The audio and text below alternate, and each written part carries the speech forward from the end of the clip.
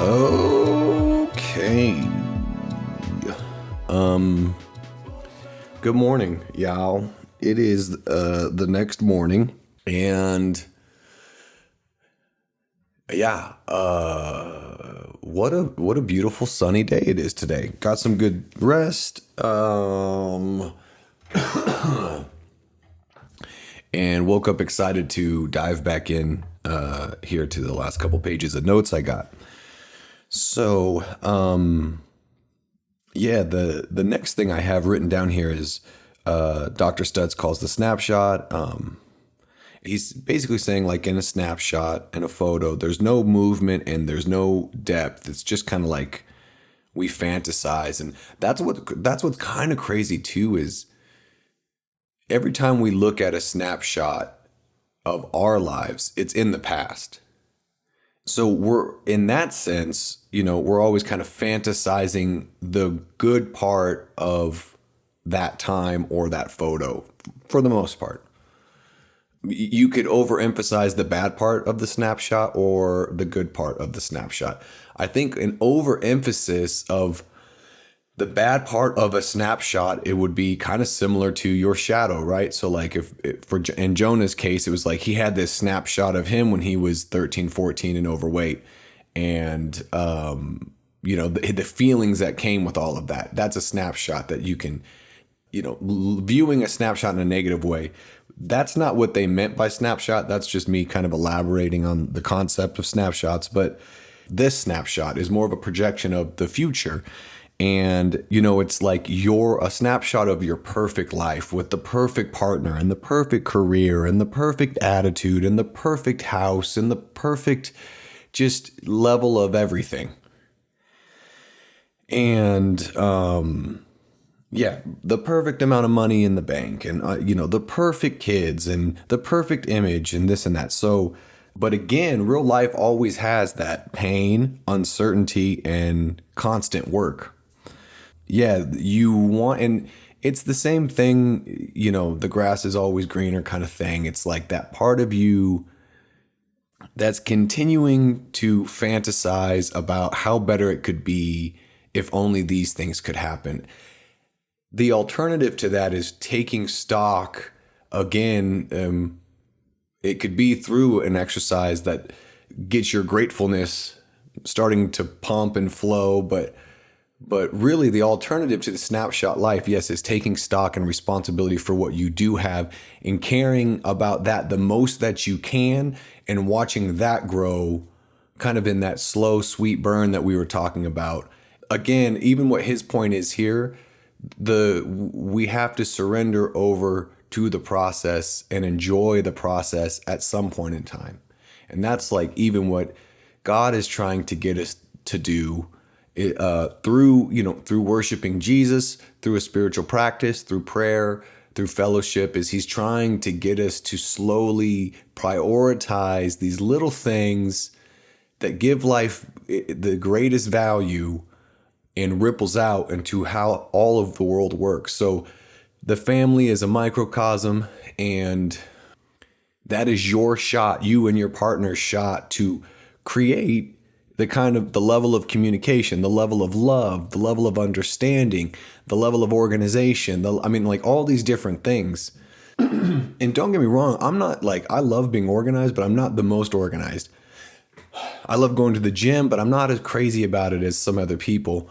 I feel like I've given myself just enough wiggle room to be able to relax a little bit. And kind of appreciate this slow process. Oh yeah, even me getting back into shape, I knew it was going to be, I knew I was going to have to be disciplined and just enjoy the process if I was ever going to get to where I wanted to go. And it's taken me longer to get results at the gym than I thought, but that didn't even discourage me. That was only... Okay, the results that I was hoping for were results that people could see in the same way, like, oh man, Mark got lean. Ooh, Mark got gained some muscle or whatever it is. Mark's waist trimmed up, or so he got rid of his dad belly. Those are nice external things, there's so many things that are going on inside of your body that make you feel better before anyone ever sees any of the results. So there's like when you start working out, you're going to have this kind of love-hate thing where you, especially if you push yourself at the gym, you're going to be like, damn, why am I doing this? And then you're going to get home and you're going to be like, whoo, that felt kind of good.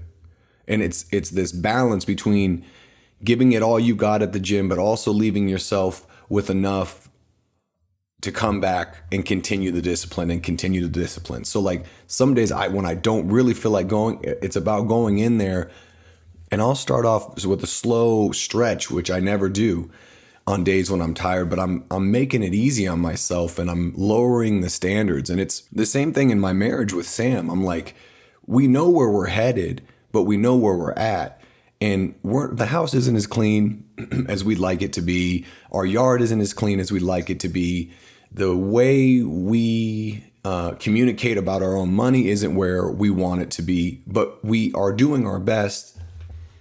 So yeah, we could be really hard on ourselves. And lately I've been being hard on Sam, and it's a reflection of how hard I'm being on myself. And really all of that is coming again from I would say even my part X, the part of me, the judgmental part of me that's like, bro, what are you wasting all this time on a podcast for? You need to make money now. You sound like you're super baked all the time. You're not that smart. You're definitely not educated, and I actually would agree with all of that. The only thing that I know that I have confidence in is my heart. I know my heart. I have proven to myself over and over and over again that my heart, it's not that I've given my heart to God, and that's the thing that I ought to do most. So it's not like my heart is incorruptible. It's allowing Christ to live in my heart and navigate things for me the way I see the world. He's there to help me navigate all of that. That is the thing that I feel the most assured about. And that's the only reason why I'm even doing this. But there still is definitely part X in me, in the way part X even relates to Sam. So the way that part of me relates and can be insecure, that part of me is the insecure part of me, right, towards mine and Sam's relationship. And part X always comes up, like he was saying, with when you're faced with adversity. And it's like, and what he was also saying is the worse the adversity, the greater the opportunity. To me, that's kind of the edge. And I'm a risk taker. And so I've just always kind of stayed in that pocket.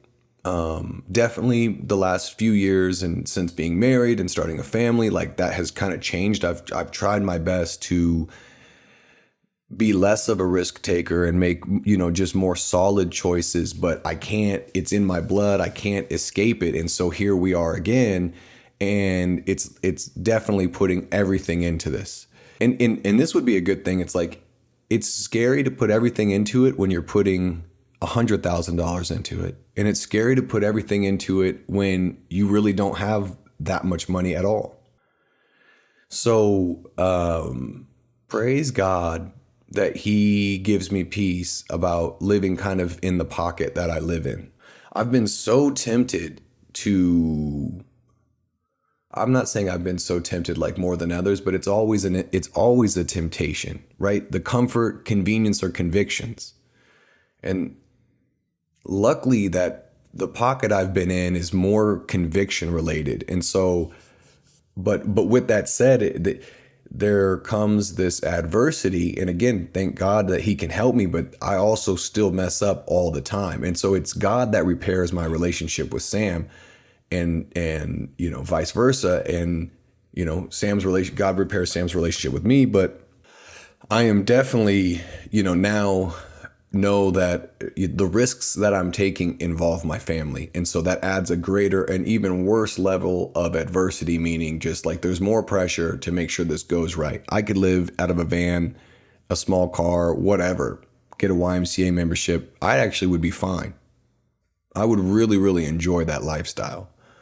I could work on all the things that I wanted to work on. I could build, I wouldn't have to be in a rush to build my empire, so to speak, or to make my contribution. I could, just like a slow sizzle through. I also really, really love the idea of being able to be just capable of being more responsible for more people and more things. And definitely feel like I have been dealing with lots of part X lately, and that Sam has had to be dealing with a lot of, part X of me as well. And then we just start dealing with each other's part X, right? Because it's kind of hard to not trigger. We'd like to do that, right? We'd like to be doing our own works, our own emotional work so much that we're not being triggered by our partner's part X. But it happens. And so we are both looking at this challenging part of our lives as an opportunity. So I'm just grateful that I have a partner that understands that, life isn't just life, and love isn't just a bowl of cherries. It isn't just, this great little feeling, or it isn't this snapshot lifestyle. Real life, again, has the pain, the uncertainty, and the constant work. There's something about sharing in that pain, uncertainty, and constant work that brings us together and creates some sort of a thing that's intangible, that's super powerful, that's more powerful than any material thing created that we create together just by dealing with the pain, uncertainty, and constant work in fellowship and in love with each other. Next thing he talks about is the maze.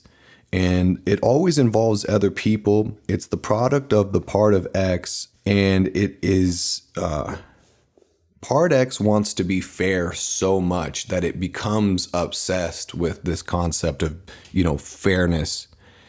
And that's what's even crazier. I mean, if you just look at that, what he's saying, if you apply what he's saying to the individual consciousness, imagine how that applies to us on a collective level. Part X is obsessed with fairness. The most judgmental, insecure, antisocial, and yet it's supposed to be like, it's supposed to be PC, and it's supposed to help the society, but really, actually, it deep down, it actually affects more of in an antisocial way. Just seems like a manifestation of part X.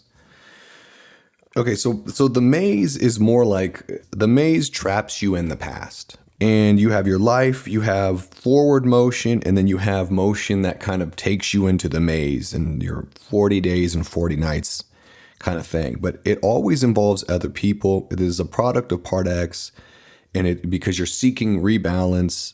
And so I think you have to activate love, he's saying. And so you have to imagine the universe fully made of love, and it's dense. And it's dewy, and, it's warm, and the feeling is pungent. And then you got to think of someone who you hate, who you are in the maze with, right? Because this is an emotional war going on between you and this person that keeps you caught up in the maze. It also, you could imagine the maze like two cats going at it, and like in cartoons when the dust cloud forms around the two cats and they're scrambling, that's kind of, you get lost in the maze, you get lost in the dust, you get lost in the scramble emotionally, and who's right, who's wrong, and I need to know. And again, part X needs this, he has to get to the bottom of this. There's no other way for resolve unless part X gets to the bottom of this. That's the thinking. And so this is the tool, right? This gets us to think maybe there's a chance that we won't be stuck in the maze forever. So this is the tool he's giving us. You're imagining the person that you hate. And again, you're surrounded in nothing but warm, gooey, dewy love, right? It's a dense place. You move your arms and you feel the love all around you. It's not constricting you by any means, but it's also supporting you. And it's not quite as dense as water, but it still feels like warm water, And so, yeah, you're experiencing this, and then you think of who you have a problem with, or you're angry with, or you hate, and you send them all the love that you are experiencing around you and in you in the universe, and you send it to them. And oh yeah.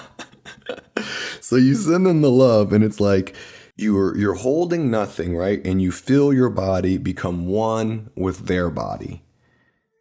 And then you imagine you become one with them and one with everything, or one with everyone and everything.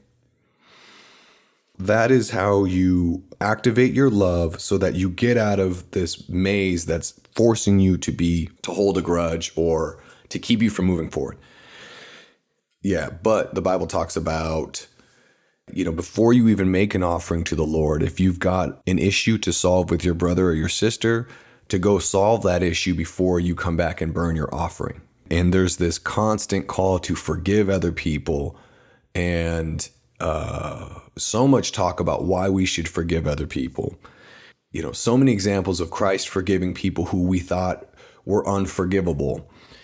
This thing that gets you to activate love, beautiful, beautiful tool. But if you can't do that tool and think of a God that created the universe, that loves you and knows you personally and cares about you personally as much as everyone else, and he cares about the planet, and he cares about the animals, he cares about his creation. And then you think about, you tell me an example in life where someone had so much love and people didn't rebel against them. Everybody gets hate. There's more to it, but ultimately, as an exercise, if you can think of a world that we live in a universe that's full of love, but there's a force that wants us to do evil. Okay, so now think about a God who had to come down in human form and die on the cross, right? He had to get nailed to the cross for you. And while he's on the cross, he's thinking about your face and how much he loves you and how much it is worth doing this out of love for you. It's nice to feel love and focus on the feeling of love. Ooh, yeah, warm, gooey, dewy love. There's something even more crazy about the action of doing something like dying on the cross out of love. Because guess what? The dying on the cross wasn't the warm, gooey, ooey kind of love. And I think obviously there's a balance. We have both. We as older people need to be willing and need to be courageous enough to be able to act out of sacrificial love for younger people. A man needs to do that for his family. No greater love is a man that lays down his life for his friends, right? So a great, activating your love through meditating on a feeling, great. That's great. But don't ground that in itself, and don't ground the potency of that or the meaning of that in that experience alone. Because again, if you ground love in just a certain feeling of love, a certain mechanism or type of love, then you're going to be missing another part. You're going to be missing the full expression of what that is. So yeah, if God didn't make me feel like the gooey, dewy love from time to time, or if I didn't feel that from people that had relationships with God, then I'd be like, ugh, I don't know. But also, if I didn't feel like the love, the sacrificial love of someone having to do something not great or unenjoyable or terrible, go through something terrible on my behalf, that's a pretty powerful, that feels good, but in a way more sobering way. So yeah, again, just what are we going to ground all of these religious and spiritual experiences in? Our own experiences, or is there something bigger that created all of this stuff to ground it in? And why does grounding it even matter? Who cares? What do you mean grounding it? If there's no starting point, then there's no moving forward or backwards. There's just moving. So grounding it gives us a starting point. Again, everything is in relationship. Everything is in relationship to one another. Okay, so we're here now. How did we get here? Did we just float around we just floated and floated and floated and floated. There was no starting point. And things just casually, we can't really pinpoint when love got introduced into the universe. It was like a gradual thing. At what point does a piece of snow turn into an avalanche? But it's also like, where did the snow come from? So he's talking about radical acceptance next. So in my notes, it says something make you whole to move you forward. I don't know if he was talking about activating love to make you whole and move you forward. All I wrote was make you whole to move you forward. I think that is it. I think that's what he means by us becoming one with the person and with the universe. We are now whole. It's the same concept, only with Christ from a biblical point of view. We want to become whole again by returning back to how close we were to God in the Garden of Eden. And then he says, he talks about radical acceptance, but he has this, it was like, I forgot what it was, but I think like to move forward, it's like, he said, schmuck, take action no matter how frightened you are. And pretty much that's the same thing as saying, don't be a bitch. Yeah, quit being a schmuck, take actions no matter how frightened you are. You're up against death, but if you don't do that, then you're going to die slowly if you don't do that, which will be terrifying in and of itself. Once we learn how to take action, no matter how frightened we are, we get way more in tune with acting when being frightened, and we kind of develop a thicker skin and a deeper faith in being able to get past the obstacle.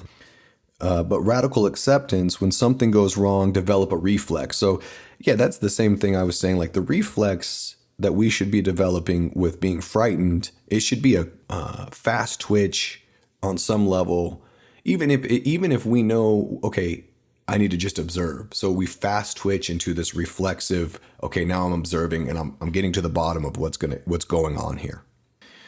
Sometimes it's the first, you jump in, the being reflexive is jumping into action right away. It's not just sitting there and observing the situation for a second. It's literally making split-second decisions.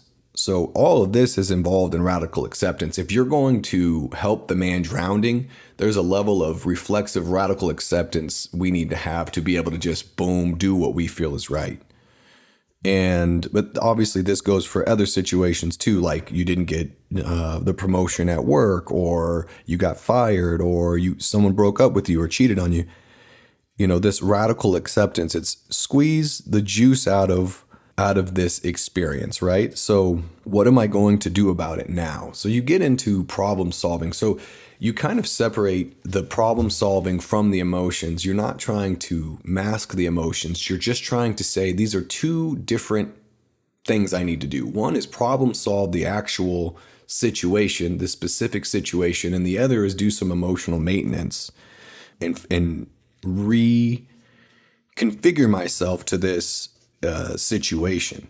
So he's saying it just takes will and faith in these situations, and you will be able to see the value of any situation you're in, right?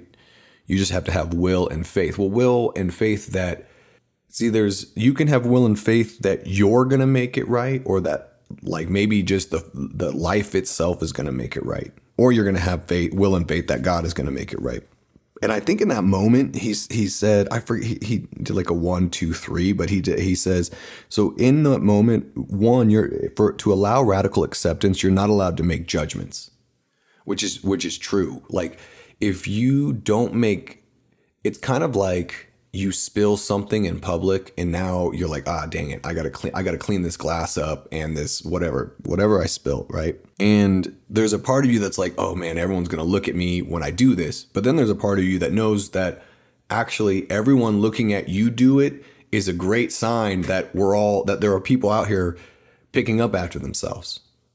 The number two is something positive. So sure, not the first inclination to feel insecure or embarrassed or like people are going to judge you because you dropped something and now you're on your hands and knees picking it up in public. Again, one, kill that, right? And then two, what's something positive is you are actually showing people master of your own domain like behavior, right? Just simply picking up after yourself. Like birds in the sky, the master leaves no tracks. He basically starts talking about, he calls it the grateful flow. And he gives this beautiful story about when he was young and, you know, him and his family got on a plane. I think it was a smaller plane, he said. And, you know, it was overcast and his dad was saying, just wait till we get up above the clouds.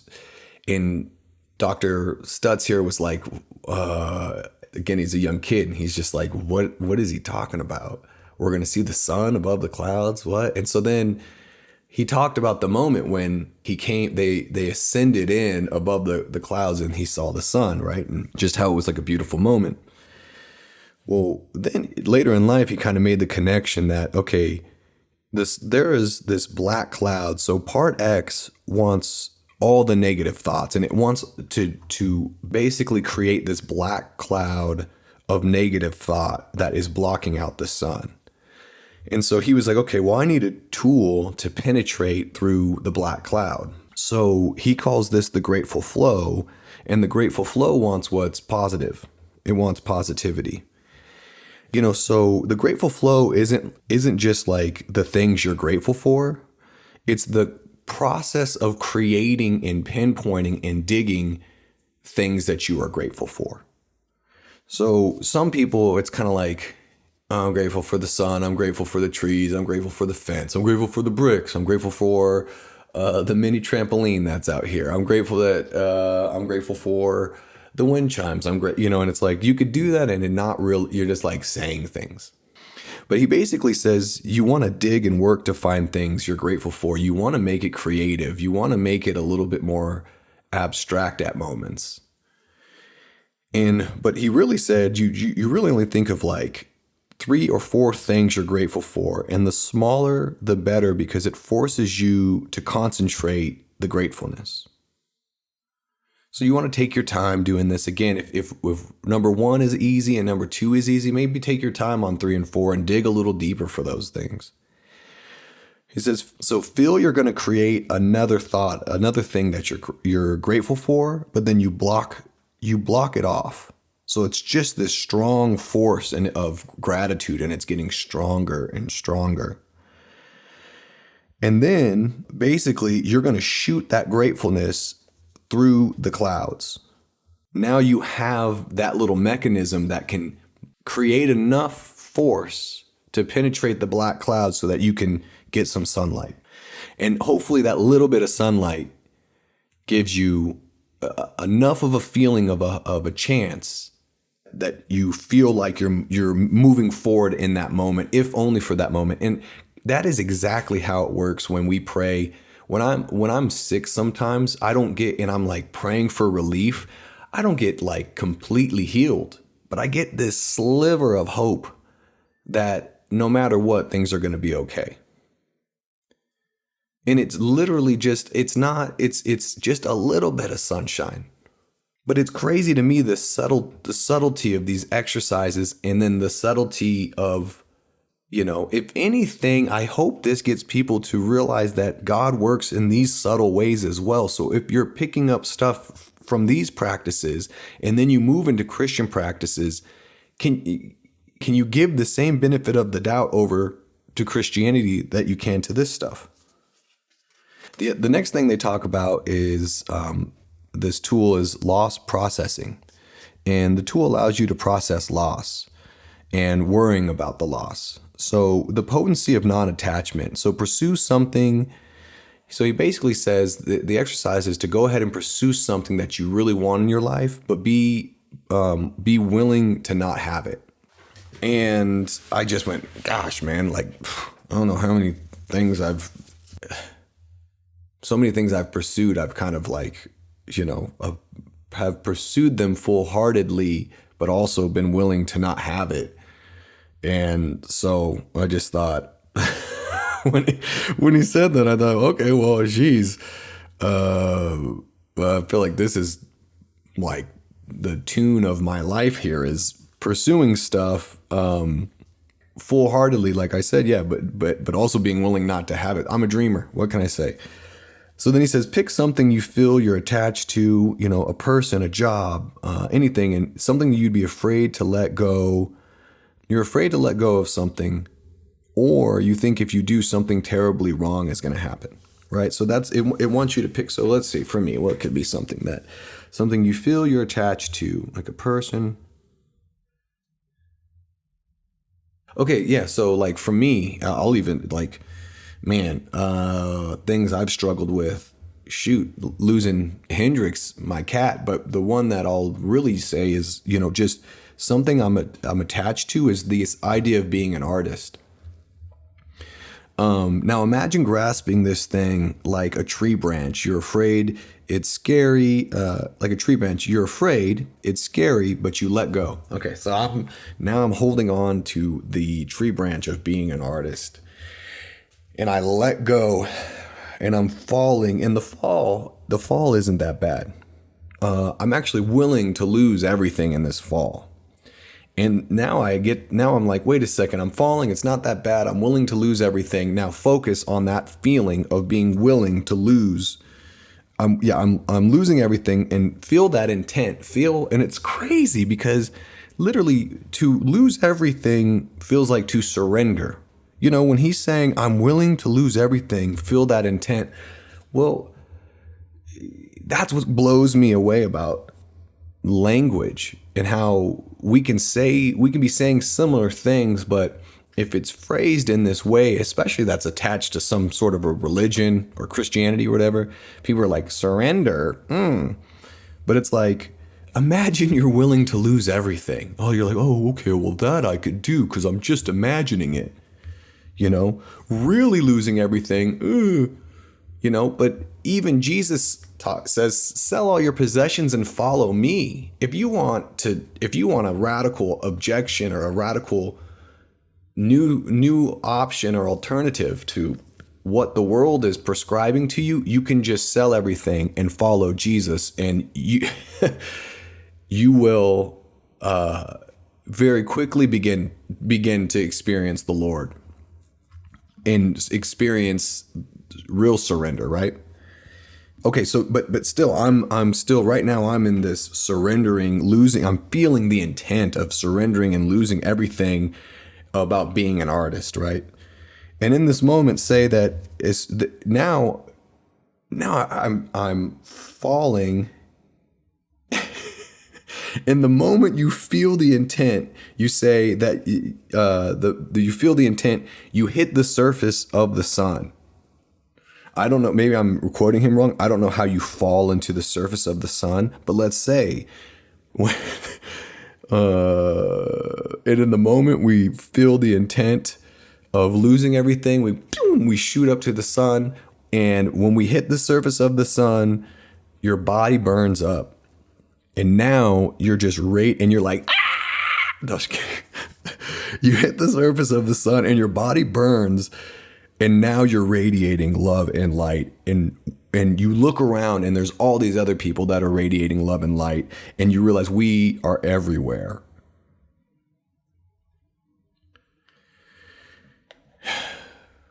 Great tool. A lot of fun.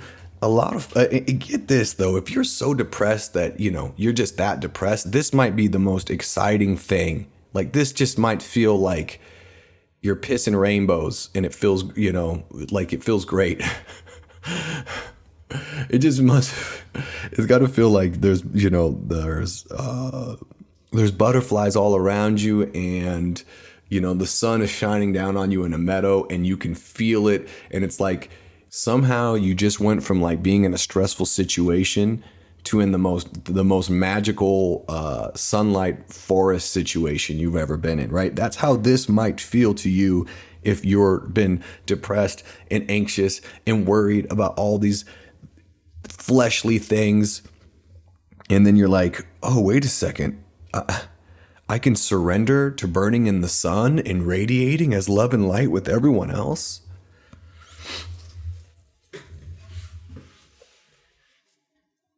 Man, when I pray, it's like I swear I get more than just a little. I get more than just a little like movement forward from prayer.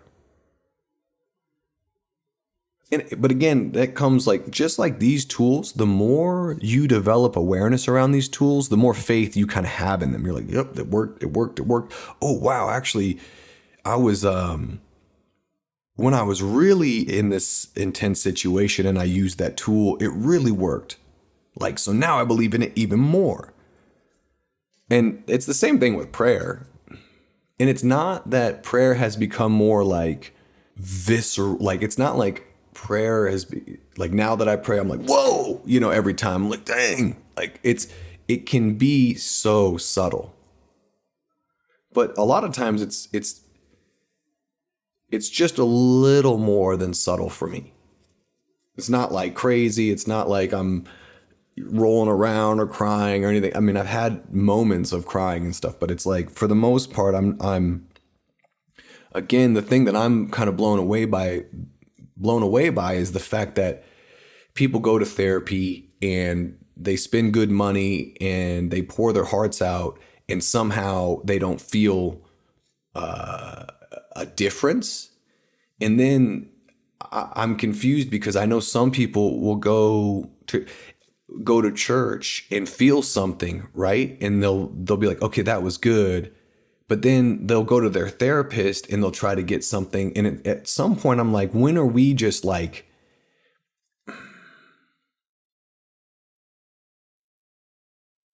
when are we spending too much time paying attention to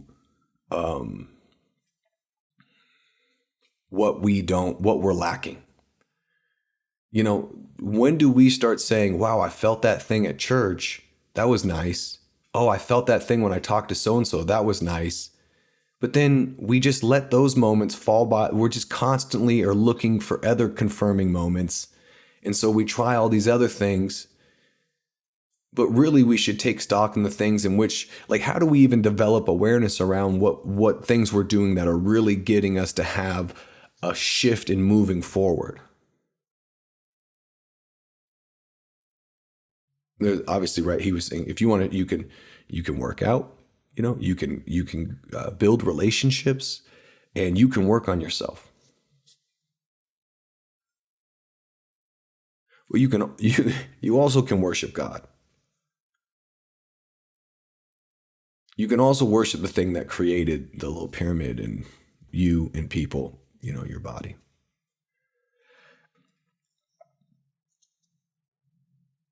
The next thing I have written down is he said, death is not a permanent condition. Afraid is fine. You can be afraid of death. That's fine. As long as you feel something after death, that's rebirth. So he's basically saying that the potential of there being something afterlife, that is what rebirth is. And again, he's focusing on is you can be afraid, but as long as you focus on the feeling that there is something after death, that's rebirth. You also have to believe that the idea of rebirth is possible from the very worst, the dregs of the world, the dregs of experience. And you can make something cyclical come alive again. So basically what he's saying, as long as you believe that everyone has the possibility for something after life, no matter how scary it is, and we make this thing cyclical, we can make it come alive again. That's the closest a human being can get to God. Sheesh, man. I know how we're going to get a lot closer to God, by just falling on our knees and praising him. And I don't blame. I mean, I think Stutz is doing great, wonderful work. But he even said, just for a second, that when his little brother died, he was 9, his brother was 3. And he said that he'd go into the bathroom and he'd put his foot up on the toilet seat, kind of like a knight or something, and he'd make this prayer to God that if his brother lived, that he would believe in him. And his brother didn't live.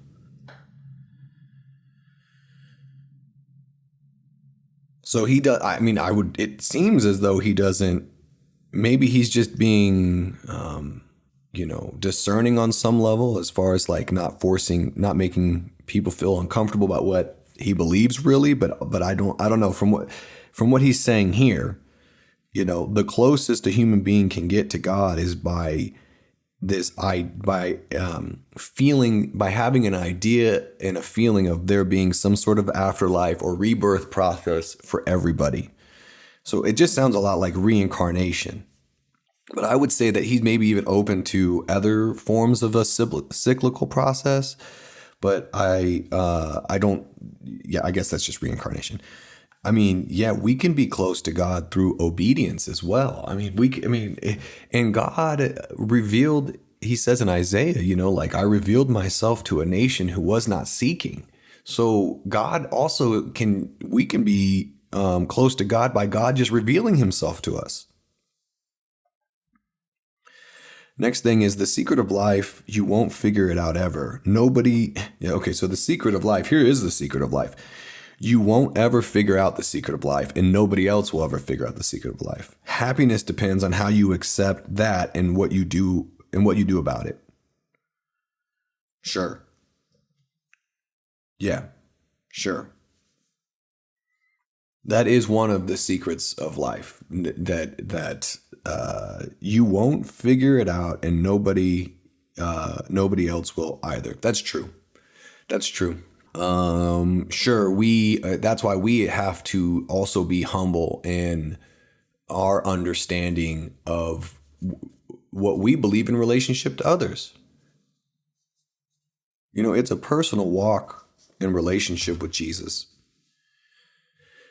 And that's where some of the power comes from. I mean, the power does come through fellowship, but the power really comes from developing this muscle to do what's right, regardless of if anyone's watching or if everyone's watching. And that's motivated by your personal relationship to Jesus and how it's going to make you, your understanding that the safest place to be is in the will of God. And for some of us, that actually, where God wants us to be is in some dangerous situations. Yeah, you just watched the Arthur Blessed documentary for a great example. And I mean, that's who I'm quoting, because here's a guy that carries a cross across the entire world. And when he started the journey to carry the cross across America, he was supposed to leave on Christmas. And like a week before or 2 weeks before, he had a brain aneurysm and he's in the hospital bed. And they're telling him they're going to have to perform a surgery on him. And he's like, well, I told God I was going to leave on Christmas. And long story short, he ended up not getting the operation, and he ends up starting the journey with his brain aneurysm, and he's carrying this cross, and it's like hard to talk and it's hard to walk, but he goes. And guess what? This is 40 years ago. I mean, this is the beginning of this journey for him, and he ended up carrying it across every continent, everywhere, through the craziest rainforests where there were no one there, and he's by himself. And it's like, for him, the safest place to be wasn't in the hospital bed getting operated on. But it's a personal relationship, and if everything was if all of this, relationship with Jesus and God stuff was so obvious, we'd be like, this is too easy. So again, God gives us just enough to where we can look at the evidence and then use faith and good judgment and faith, and we can see that he is reliable. But he doesn't do it, he leaves enough out, enough of a mystery for us to remain in awe and terror of him. And what's crazy is Jesus he's that even extra more personal part of God and the Holy Spirit, where it becomes a little bit more like the way God works becomes, one, you have a personal relationship with Jesus, and then the way the Holy Spirit is working in you is a little bit customizable to you. It's customizable in the sense that God creates us all differently. We don't get to create, even though we try to create what Christianity looks like on our own, we're all guilty of that. That's not what I'm talking about here. I'm saying that the Holy Spirit and Jesus, that relationship is personal, right? So they accept you and they speak to you in a way that is personal to you. All right, well, I think that's it for this one. What a great documentary. And I get excited that there are all these tools out here. I think it's amazing. I think we need a lot of the help, and I think it's cool to see the problem solving and the heart in someone like, Dr. Stutz. I think, I just go, he cares. And how cool is it that he cares? And how cool is it that he's also figured out, he has Parkinson's, and he's like, he was hilarious. He was so funny. It was really interesting to watch Jonah Hill in that thing, because it was just, you could see how much Jonah Hill looked up to him, and he even said it a little bit, but how it was weird for him to transition from the patient-therapist relationship to something even closer, which was two people who made a documentary together, specifically about one of them, but pretty much a little bit about both of them. And I think he just was weirded out by that whole transition. And so, but ultimately, what a great documentary and what a great experience for them both. And I hope that they both use these tools, and that these tools get them a little closer to God. And I hope that they have some confirming moments with the Lord. And, I also hope that Dr. Stutz gets some time to, he said what they talked about in the documentary was maybe 10% of what he's done. And I believe it. And it would be really cool, especially with his drawings. It would be really cool to see his work kind of be packaged and presented, if he was able to do that. I think that would be awesome. So anyways, yep, that's it for this one. And so many things coming up, this is podcast 21 for me, and we still haven't even put one out yet. And, but yeah, I guess I'm just saying that there's a lot of cool stuff to look forward to, and I'm super excited. And that's about it. All right, peace.